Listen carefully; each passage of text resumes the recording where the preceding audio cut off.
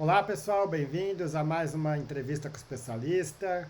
Hoje estamos aqui com a Milena Bastos, terapeuta ocupacional, trabalha muito com a parte gerontológica, saúde mental. E a ideia com você, Milena, é discutir agora um pouco a respeito das adaptações que podem ajudar na segurança, na qualidade de vida do paciente que está com um déficit cognitivo, uma deficiência, ah, seja uma demência, alguma outra forma de deficiência cognitiva, né? Então, primeiramente, bem-vindo e obrigado pela disponibilidade. Obrigada, doutor João, eu que agradeço. Ó, Esse, esse assunto, a gente pensar nas demências hoje, né, que existem vários tipos de demências, é algo que é uma preocupação de saúde pública, né? Estamos vendo que a população está cada vez mais longeva, né? As pessoas estão envelhecendo mais, vivendo mais, né?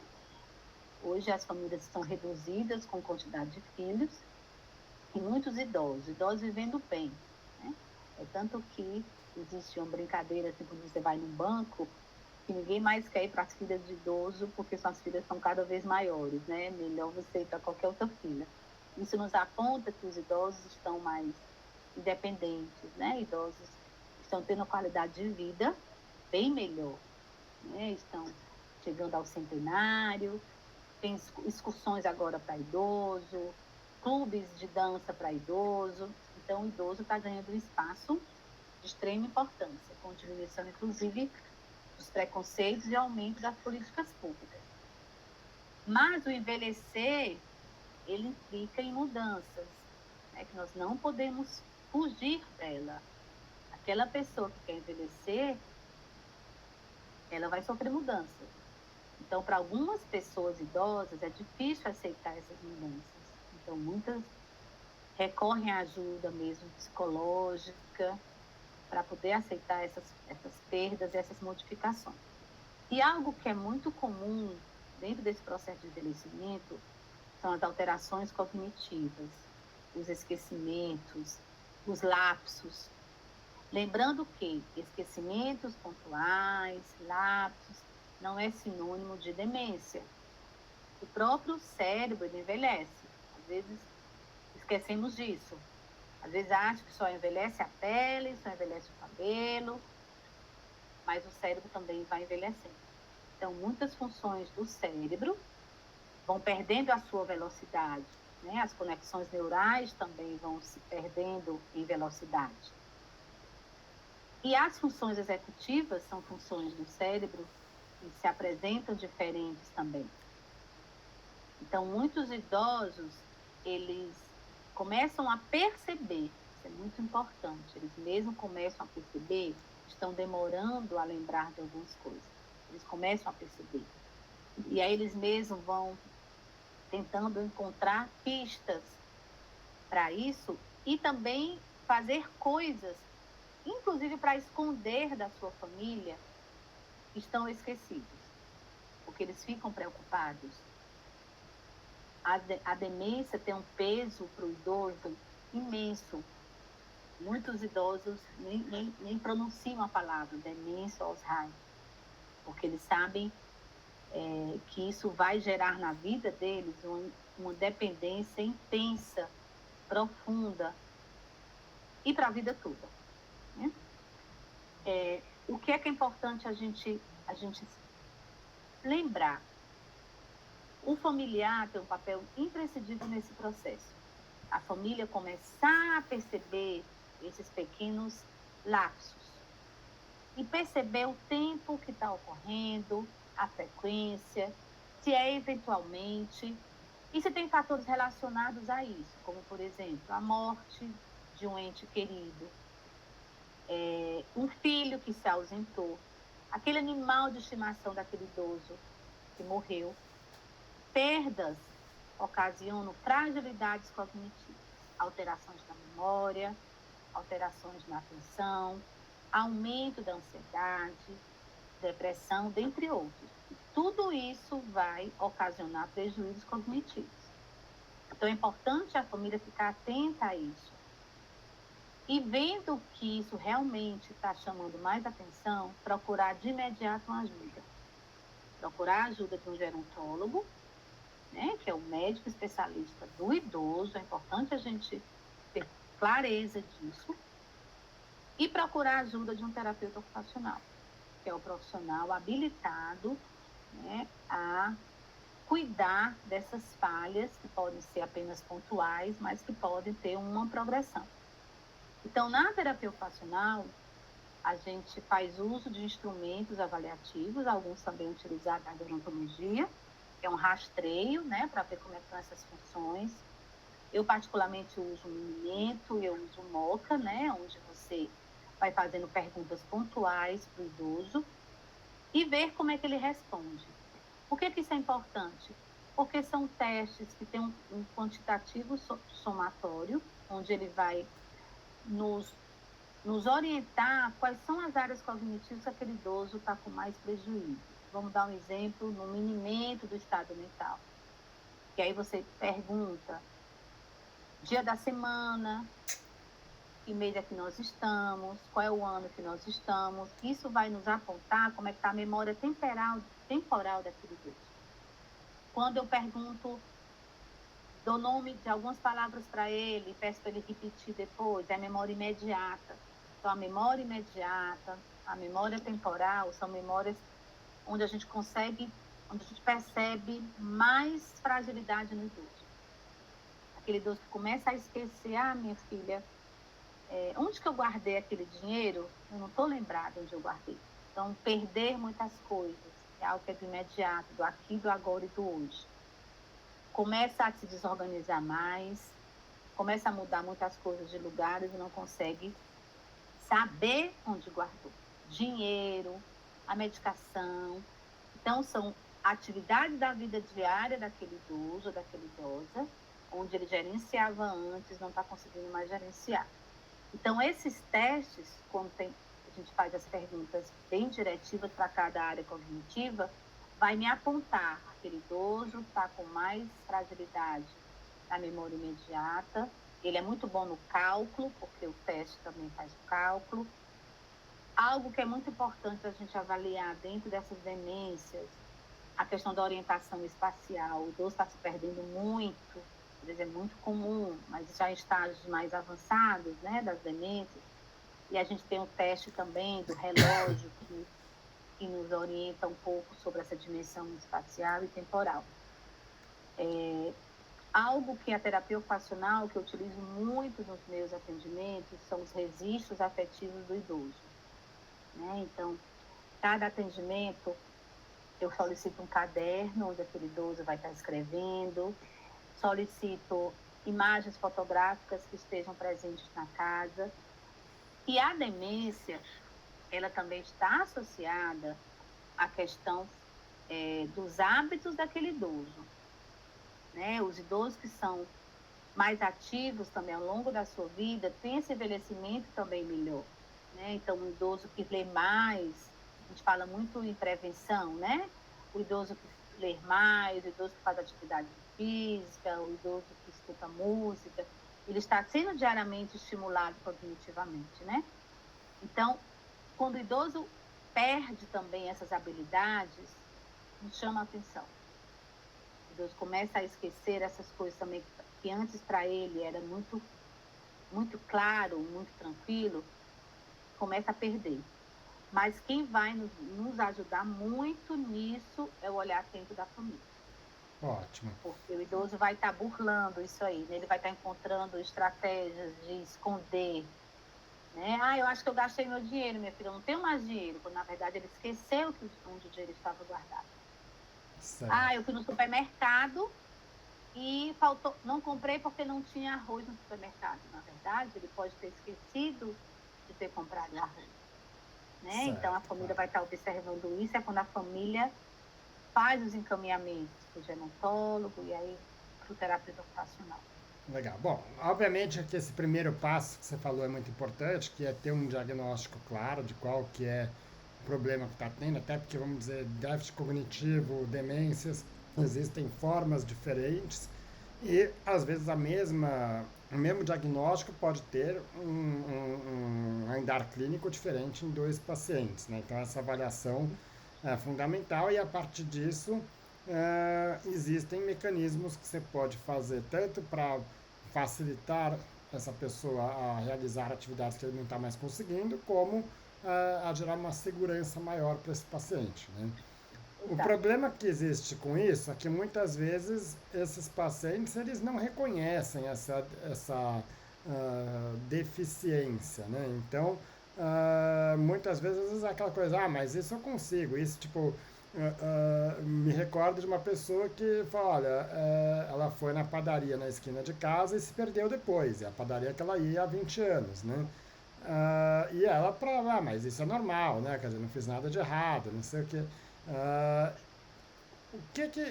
como que você pode intervir com esse idoso que eventualmente está com uma realidade deturpada, onde ele obviamente está insistindo em fazer coisas que podem colocar em risco, mas ele ainda tem uma capacidade cognitiva suficiente para poder ter suas decisões e agir de forma independente. Uhum. Então, novamente, é algo que individualmente um profissional não dá conta, mas nessa situação específica que o senhor traz, a família é de extrema importância, tem um papel fundamental. Se esse idoso está se perdendo eventualmente, precisamos observar melhor, né? Mas se é algo que é recorrente, aí é importante a família realmente intervir nesse sentido, né? E aí usa uma autoridade munida de um afeto, porque você não vai deixar um idoso que está se perdendo a todo momento sair de casa. Que estratégia a gente pode estar utilizando? Eu, como terapeuta ocupacional, poderia pensar alguns, né? Se ele aceita sair acompanhado com alguém da casa, caso tenha alguém em casa, né?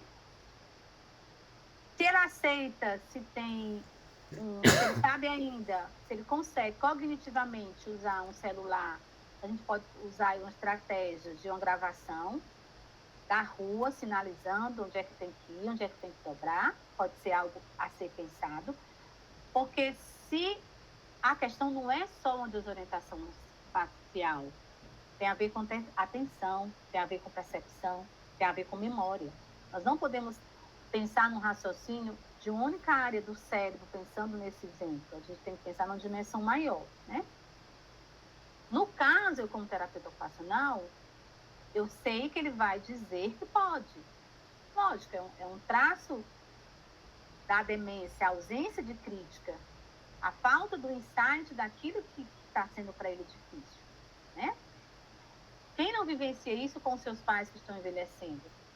Né? Os pais que envelhecem, quem tem pai idoso, parente idoso, sabe que é uma briga constante você convencer a pessoa que não dá para fazer mais aquilo sozinho. É um trabalho diário, é um conta-gotas. Eu, como terapeuta ocupacional, eu vou tentar encontrar junto com ele estratégias, já que ele quer estar fazendo essa atividade. Por quê? Porque o senhor gosta, é legal, vai rever os amigos, né? Então, que horário o senhor poderia ir? Não pode ir acompanhado por alguém? Mas eu volto a dizer que seria uma responsabilidade o idoso que está constantemente se perdendo, ele sair sozinho, né? Eu já vivenciei várias situações assim, inclusive com relação à direção, né? O idoso insistia em estar dirigindo quando já era um risco para ele. Então, eu tentava dizer o quê? Olha, vamos pensar na sua qualidade de vida, o senhor dirigiu o tempo todo, eu sei que o senhor gosta, mas hoje o trânsito está muito perigoso. Por que você não contrata um motorista? Aí o senhor manda no motorista, dá ordem no motorista. Eu vou tentando levar por outras situações. O senhor vai ter mais autonomia, chama o táxi na hora que o senhor quer, vai escolher o tipo do carro, com ar-condicionado, sem ar-condicionado, carro grande, carro pequeno. Aí você vai tentando dar estratégias. Mas a decisão é da família. Eu não decido nada. Eu oriento, eu converso, eu mostro os testes que foram feitos, eu trago os relatos ditos pela família, eu mostro o que eu tenho feito e digo, olha, esse idoso não tem condição mais de dirigir. Digo para ele, a decisão é da família. A família que vai ter que decidir. a responsabilidade não é minha. Muitas vezes a família traz o profissional. Tudo o que a senhora disser, a gente faz. De jeito maneira, não é assim que funciona. Ótimo. Se eu estou percebendo, né, que o idoso está se perdendo mais, não está conseguindo mais lembrar, ele não consegue mais administrar o dinheiro dele, aí que entra as tutelas, né? As famílias entram por um processo de tutela, tem que ser muito bem avaliado, muito bem discutido, porque existem os extremos. Mas eu, como terapeuta ocupacional, se eu percebo que não tem condição do idoso mais sair sozinho, ele pode até ir para a padaria dele, ele pode ir para o shopping, ele pode ir para a sauna, ele pode ir para a academia, mas sozinho não tem condição. Aí a gente coloca algumas estratégiazinhas, né, onde ele possa ter essa autonomia, ele mesmo chamar o táxi, não precisa eu estar chamando, eu vou estar ensinando, para ele perceber que ele tem capacidade.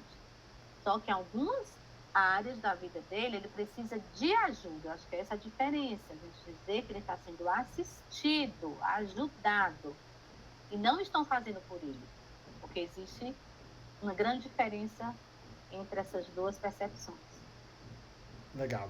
Como você comentou há pouco, quer dizer, a personalidade desses idosos com o quadro demencial variam muito, né? Então você tem aquele Alzheimer feliz que está super rindo o tempo todo, tudo acha legal, mas você tem aqueles que são bem ranzinza, né? Que não aceitam nada e que me recordo até de um paciente uma vez, pô, mas aquele médico não manda em mim, ele pode falar o que ele quiser, mas eu que vou decidir, eu sei decidir o que eu quero, né? Ou Exato. então que vira e às vezes até usa violência física, né? Tipo, alguém quer saber, não, eu vou e se você quiser vai junto, né? Mas eu vou, né? Quer dizer, e vai e usa até força física para poder sair de casa, né? Porque nem todo paciente tem uma debilidade física que impede ele de fazer isso, né? Uhum. Aí, Nessas situações, fala o quê? Você vai trancar a porta, tirar a chave, mudar a chave da casa. aí vamos pensar, né? Dentro das demências existem as alterações sensoriais. Existem os quadros que pode vir a apresentar, e aí precisa de uma avaliação mais acurada do gerontólogo, mas existem idosos que têm as alucinações, né? Que têm sintomas psiquiátricos, né? Idosos em fases mais acentuadas da demência, já atendi vários, né? Que ele dizia que estava sendo perseguido, ele dizia que estava vendo coisas, né? Ele dizia que ainda trabalhava, então existe uma desorientação, né?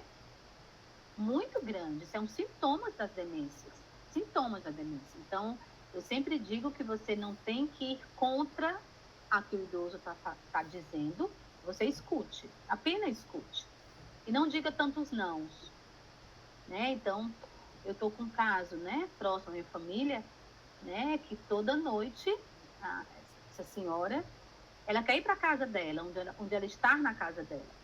Ela está na casa dela. Então, existe a síndrome do pôr do sol, né? Que é uma síndrome que é no entardecer, onde acontecem muitas desorientações nos idosos que têm quadro de demências. Então, eu sempre oriento as famílias nesse sentido. As famílias relatam, doutora, sempre desorienta mais à noite. Então, o que a gente vai fazer? Deixar a luz acesa, né? Mas tem horas que você tem que usar mesmo, de fechar a porta, dependendo da situação. Dependendo da situação. No caso dessa senhora específica, a gente abre a porta e leva ela até o elevador, né? E vamos tentar ver se ela reconhece o espaço.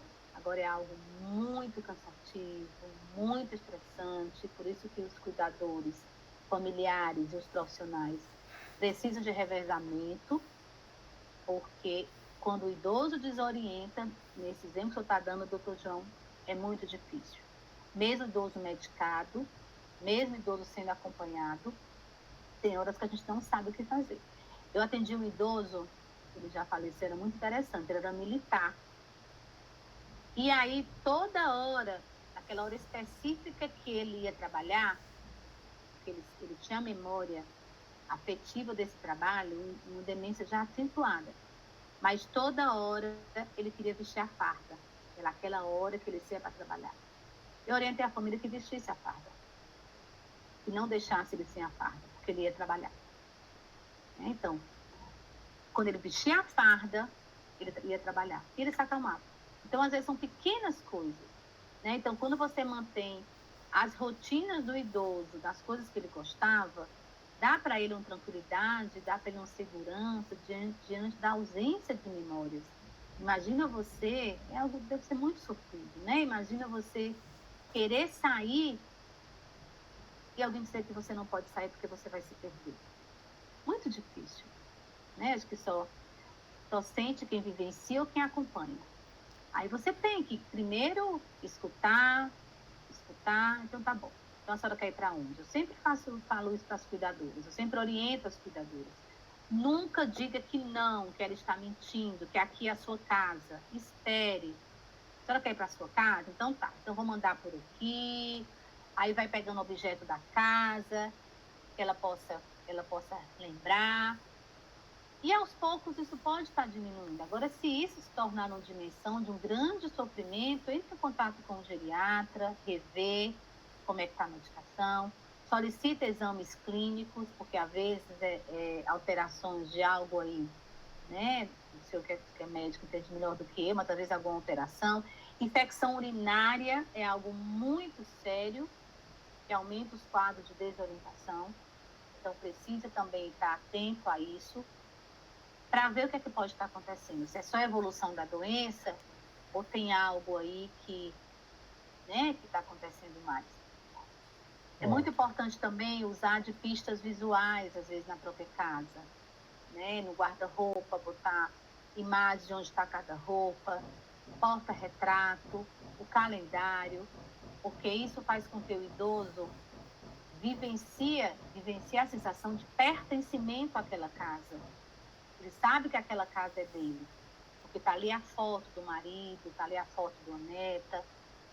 Ninguém mexe nas coisas do idoso, ninguém pode trocar a calcinha, era no canto, a cuidadora foi lá e botou novo, de jeito maneiro.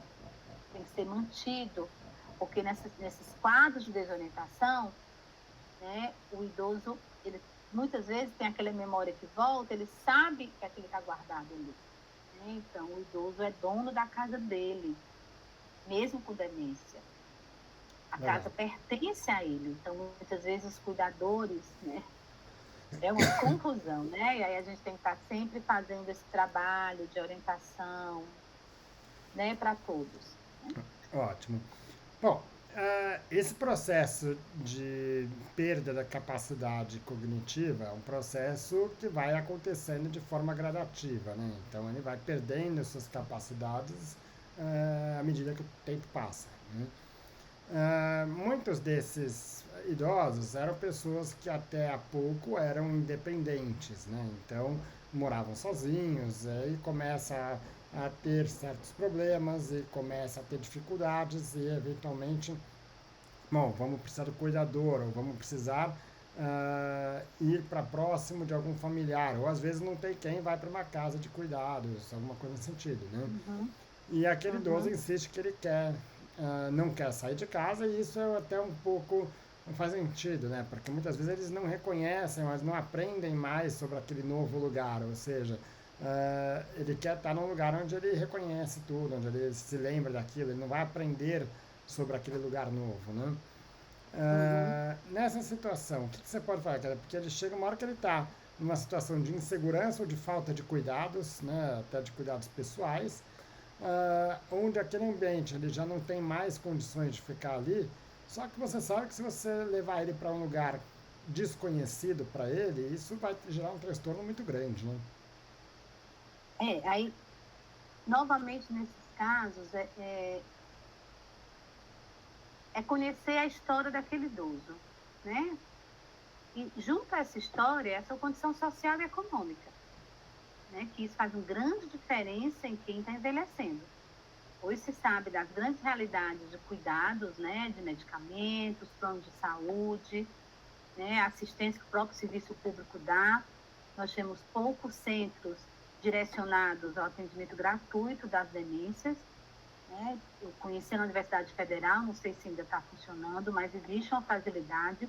Os CAPs, né? Alguns CAPs gerais, ele atende idosos com demência, Mas existe uma dificuldade mesmo de acesso, como aquilo que eu falei, a população está envelhecida e temos que criar mais espaços públicos, né, de assistência. Mas vamos pensar no idoso que ele tem condição de ficar na sua própria casa. O ideal, a nível de ideal, é que o idoso não saia da sua casa. O ideal é esse. Né? Eu lembro quando eu fazia minha especialização em gerontologia, era um ponto muito discutido. O idoso só deve sair do seu ambiente, onde ele construiu suas histórias de vida, se for o último dos casos. Mas se o idoso puder permanecer na sua casa, que ele permaneça. E aí nós vamos encontrar formas do idoso poder ali morar da melhor forma possível. E aí, tendo condição financeira, entre os cuidadores. E aí a gente faz todo um trabalho de orientação com esses cuidadores. E aí o idoso tendo família, a família está ali presente também. Eu atendo uma idosa, para dar um exemplo, que ela mora só, mas ela tem uma condição econômica boa. Ela mora só, mas a família é uma família de 7 filhos, né? Os filhos estão sempre presentes e é uma idosa que eu sempre brinco com ela. E quando eu envelhecer, eu quero ser igual. Ela tem uma demência, eu atendo ela há 3 anos de idade, faz 3 anos que eu atendo. Mas é uma demência que se mantém muito bem. Agora, por quê? Vou pegar a vida dessa senhora em particular, né? Teve uma situação social, econômica maravilhosa, uma família amorosa, um marido amoroso, filhos amorosos. Então, obviamente, o envelhecimento dela ia ser um bom envelhecimento também, né? Então, quando o idoso, voltando a essa questão de permanecer em casa, tem condição de permanecer em casa, que ele permaneça na sua casa, sendo assistido pelos filhos. O Estatuto garante, né, que os filhos têm que cuidar dos pais idosos. E que isso venha a ser, eles venham a ser penalizados caso abandonem os seus pais idosos. Isso já está garantido. Né? Então, um idoso que tem filhos e que são abandonados, temos que denunciar e encontrar um meio desse idoso ser protegido, porque é um direito nosso, né? Quando eu envelhecer, eu vou ler todo o Estatuto do Idoso para saber os meus direitos, né? Então, o idoso, ele pode e ele deve ficar em casa, morar na sua casa. Caso não seja possível, e a família diz, olha, eu não tenho condição, então vamos procurar outras formas. Hoje existem vários espaços de hospital dia, onde o idoso passa o dia em atividade. Nós temos vários espaços de Fortaleza, mas são bem caros, né? É uma possibilidade, aí o idoso só ir dormir na casa dos filhos, ou então o idoso ficar em uma dessas instituições, aí tem que ir atrás mesmo, mas eu volto a dizer, né, que é responsabilidade da família fazer essa decisão, não é do profissional. A gente orienta, a gente mostra, mas a decisão final é da família. Aí a família vai se responsabilizar por isso. Né? Por exemplo, um exemplo disso é a questão da interdição. Né? Muitas vezes acontece, Milena, o que é que você acha? Não acho que tem que interditar. Ele ainda tem condição de gerenciar, mas com assistência. Né? Mas algumas questões do ponto de vista de herança, aí entre várias outras discussões, né? Mas sempre a gente preservar a moradia do idoso, o seu espaço de convivência, porque como o senhor falou, a aceitação de mudança do ponto de vista emocional é gravíssima. Mesmo que o idoso não lembre mais ou não perceba tanto que ele se mudou, ele percebe. Ele sabe que aquela casa não pertence a ele, mesmo que ele não verbalize. Mas existe um sentimento, né, de perda. Eu acredito que a mais grave das demências, existe algo que é lembrado. O idoso não perde a sua memória definitivamente. E cada vez mais a gente percebe isso quando o idoso está muito frágil, e você acha que não reconhece ninguém, chega aquele parente amoroso com ele a vida toda, ele abre o olho e responde. Isso não é uma coincidência. Né? São os registros afetivos que ficaram no cérebro, que o idoso responde. Então, a gente tem que pensar com muito cuidado de retirar o idoso da sua casa. O que vai acarretar para ele? Né? Aí, isso é uma decisão que é em conjunto com a família. Tá. Muitas vezes, esse idoso, ele perde um pouco o senso de realidade, né? Então, ele não consegue reconhecer que ele está correndo risco, ele não consegue reconhecer de que ele precisa ajuda ou de que ele precisa de alguma adaptação ou de algum ajuste, né? E na hora que acaba forçando essas situações, muitas vezes há de fato uma quebra de relação familiar, né? O idoso pode não querer ver mais o filho, né? Como que você pode fazer para tentar evitar isso? Bem, doutor João, se realmente aquele idoso, vamos pensar, né? Vamos imaginar que eu sou uma idosa, né? E eu estou em tratamento e é notório onde o meu geriatra coloca, onde o meu terapeuta ocupacional coloca, onde o meu fisioterapeuta coloca, que se eu não tenho mais condições de dirigir. Vai ser um risco para a minha vida eu dirigir. Eu espero que o meu filho, muito amoroso, me proíba. Porque vai custar a minha vida eu dirigir. Por mais que eu diga para ele que eu consigo. Mas está comprovado que eu não consigo. Vamos fazer uma comparação de um diagnóstico de doenças. Um câncer. Está lá. O paciente fez o exame, acusa que ele tem um câncer. A pessoa vai dizer, não, eu não tenho câncer. Tem. O modo como ele vai aceitar isso é subjetivo, né? O envelhecimento é subjetivo. O modo como eu vou aceitar isso também é. Né? Tem pessoas que não aceitam mesmo, mas quando o idoso ele começa, nesse caso, começa a questionar, isso já é um sintoma, é a dificuldade de percepção do que é real e do que não é. Na cabeça dele, ele pode, mas ele não pode mais. Ele não tem condição mais, do ponto de vista cognitivo, do ponto de vista... Porque o que é dirigir é algo muito sério, né? Que requer grandes funções cognitivas. Então, no caso, a família tem que agir com autoridade. Não vai ser o profissional. Ele vai brigar? Vai. Ele vai ter raiva? Vai. Mas eu, como filho, se fosse o contrário, eu ficaria tranquila. Mesmo minha mãe brigando comigo, minha mãe não querendo falar comigo, mas eu vou confiante no amor, vou confiante no cuidado de que isso pode ser revertido. Essa relação pode ser revertida. Eu acredito nisso, diferente se a pessoa sair de carro e tiver um acidente muito sério. Aí você vai tentando, né, estabelecer convivências. Porque isso é um exemplo real, que isso realmente acontece. É a mesma coisa do dinheiro.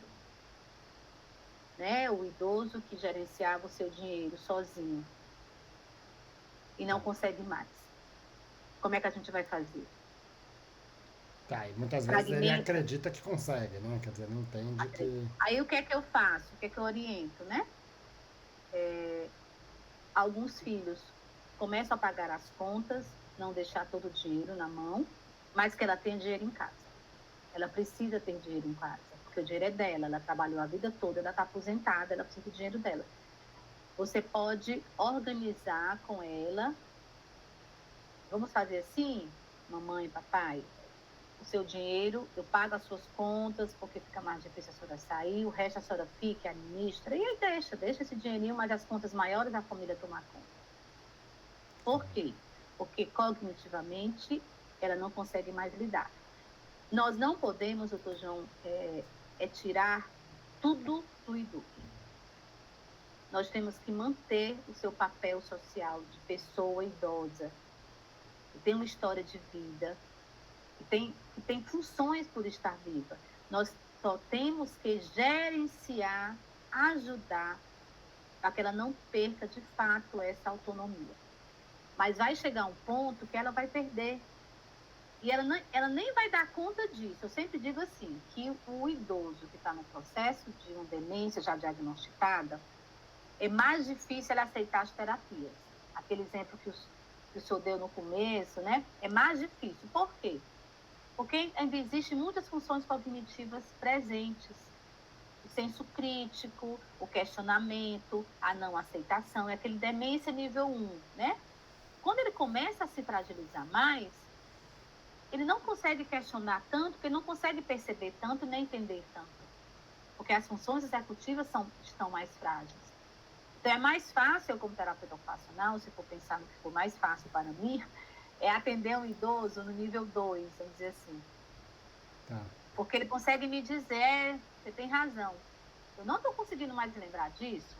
Aí você, pois é, por isso que eu estou aqui, para lhe ajudar a lembrar. E aí eu utilizo de jogos cognitivos, né? Eu utilizo de álbuns familiares, eu adoro trabalhar com fotografia, com filmes. Ele consegue aceitar mais. Mas quando é no início, é mais difícil. Aí, às vezes, eu indico atendimentos em grupo, nesses espaços fora que a gente tem, né? Que atende idosos também, para ter uma aceitação, porque ele vai vendo outro idoso na mesma situação dele, então é mais fácil a aceitação. Né? Ótimo. E aí, gradativamente, você vai tentando, né, convencer. Mas, se a família não estiver junto, e os cuidadores precisam ser orientados, né, porque tem muitos cuidadores que acabam fazendo tudo pelo idoso, porque não tem mais paciência, porque é mais rápido. É melhor fazer logo, porque ele demora muito a fazer. Mas ele consegue fazer, porque o tempo dele muda, diferente do seu. Então, a gente vai orientando nesse sentido. Claro. Só para finalizar, você falou um pouco sobre intervenção. O que é exatamente intervenção e como é que essa pessoa que está sentindo que está chegando a hora, como é que a gente chega nesse ponto? O primeiro ponto que eu reforçando é a percepção da família, né? A família percebendo que algo não vai bem. Aquilo que o seu idoso, que o seu pai, que a sua mãe fazia antes, não consegue fazer mais. Ou a esposa percebe que isso vai acontecendo repetitivamente. Não é só uma vez ou outra. Então, é um sinal. Aconteceu isso, vamos ficar atento. Vamos observar. Aí você pode estar conversando coisas e puxando para ver se, né, se a pessoa percebe. E aí você pode dar o feedback para a pessoa. Olha, mãe, olha, pai, né, o marido, eu estou percebendo que a senhora está um pouco mais esquecida. A senhora está percebendo isso também? Ela pode negar ou pode não negar. Né? E aí procurar os profissionais. No caso, eu reforço, o geriatra é o primeiro, porque é o médico do idoso. E aí esse geriatra, ele vai encaminhando.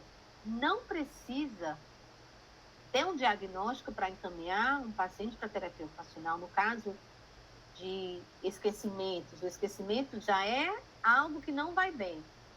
Não precisa, vou esperar o médico, o geriatra, dar o diagnóstico para minha mãe de demência para procurar terapeuta ocupacional. De jeito maneira.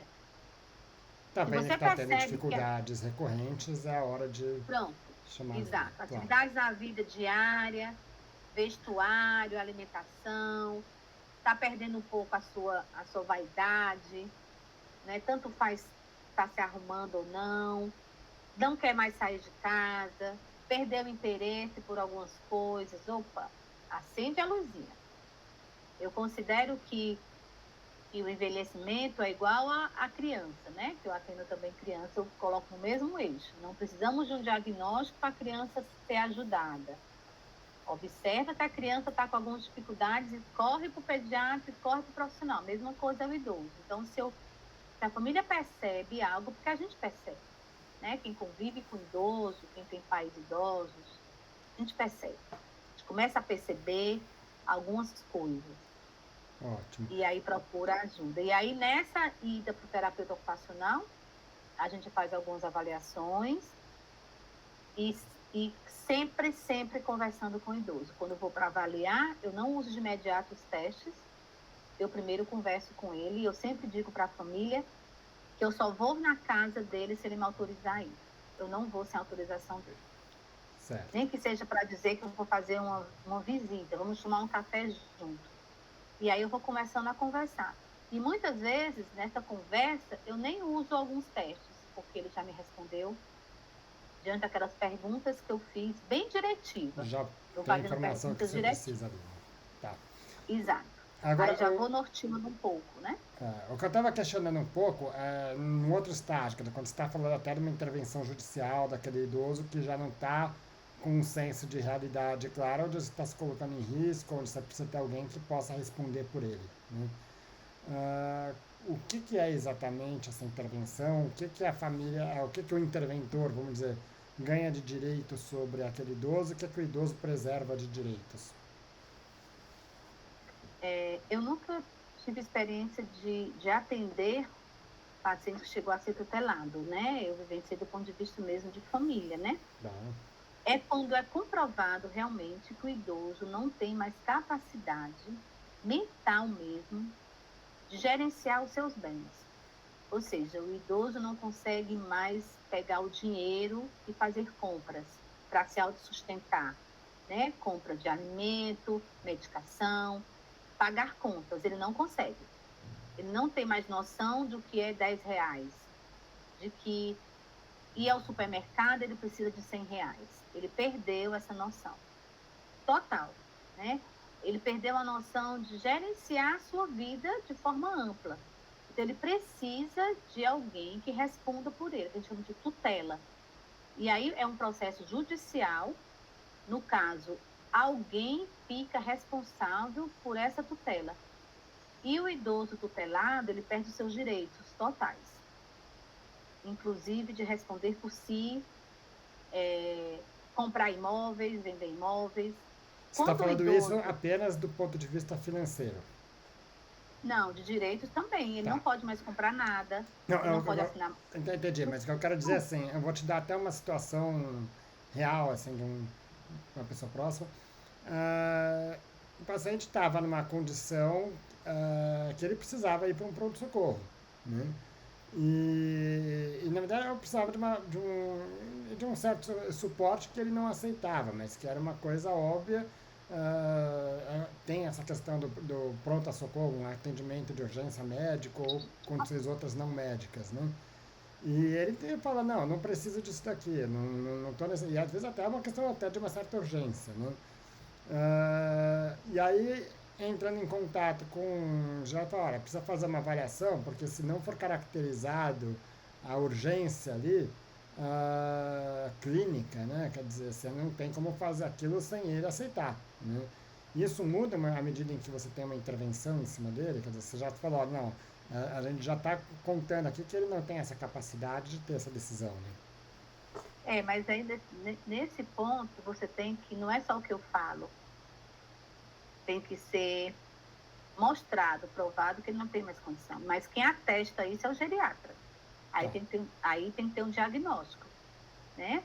Ele não tem mais condições de responder por si, aí o geriatra dá um diagnóstico, se ele é atendido por alguma equipe, a equipe faz um relatório, e aí tem alguém que tem que se responsabilizar por ele. Então, o filho se responsabiliza.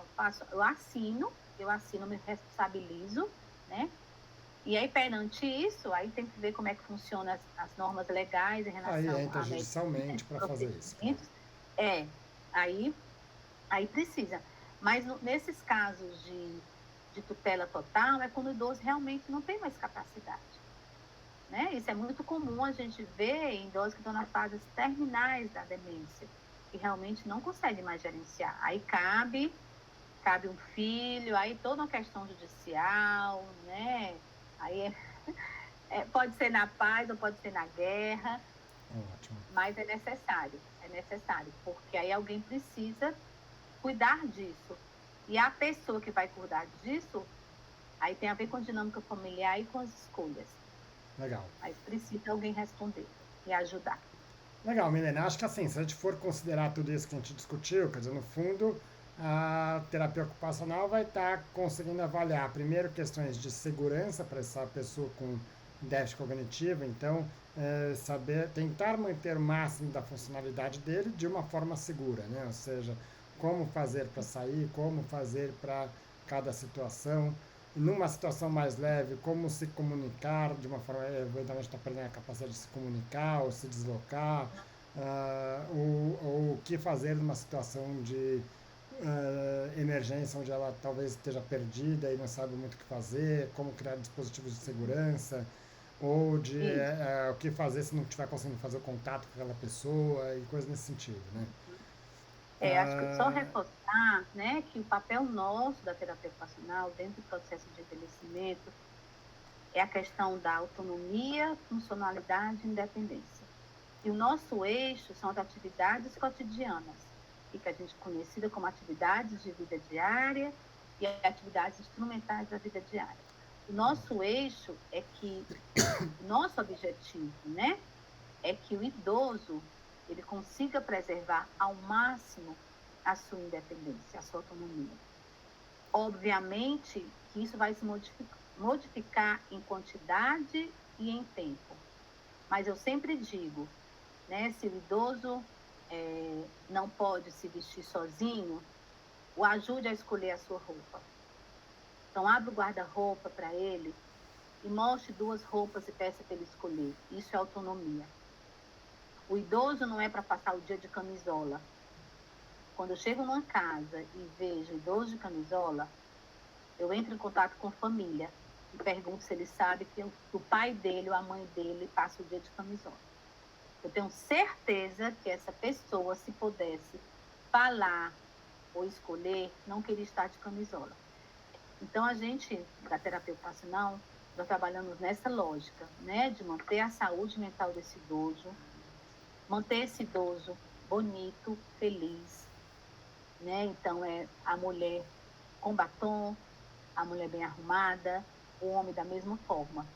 E permitir que ele faça essas escolhas.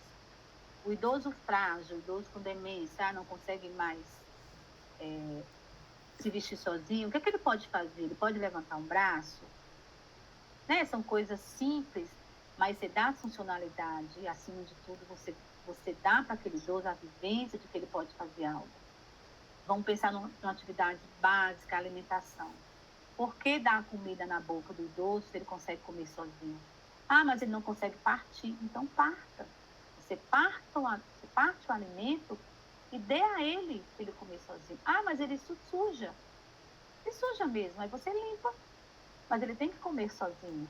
Então, você fica lá e você orienta, né? Você vai limpando junto com ele. Então, são essas pequenas questões do dia a dia que muitas vezes o idoso não faz porque o outro cuidador não permite. claro. Porque se permitisse, ele faria. Então, o papel da terapia ocupacional é reforçar essas capacidades.